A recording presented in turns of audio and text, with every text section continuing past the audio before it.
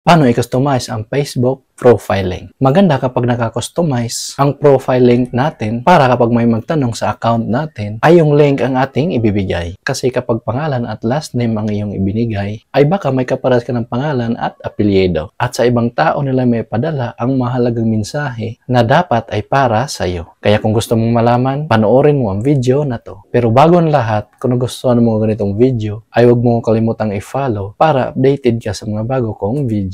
At paki-subscribe na rin sa aking YouTube channel, Brian Sides. Una, punta tayo ng Facebook apps. Ayan, kung nasa Facebook na tayo, dito sa may upper right side yung may tatlong linya, pindutin lang to. Then, scroll up. Pindutin itong Settings and Privacy. Pindutin itong Settings. Pindutin itong See More in Account Center. Ayan, pupunta tayo sa Profiles. So, pindutin lang natin itong Profile.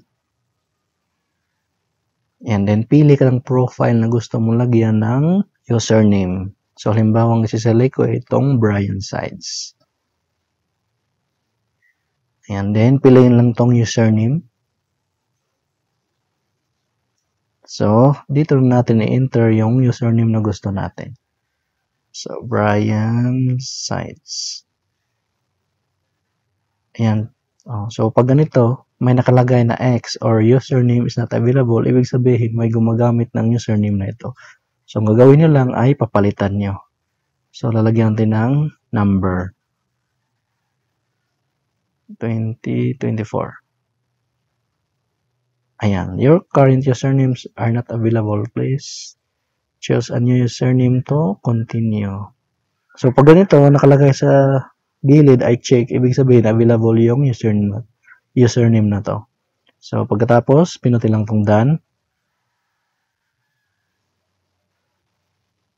Ayan, so may sarili na tayong username. So ganun lang kadali paano maglagay ng username.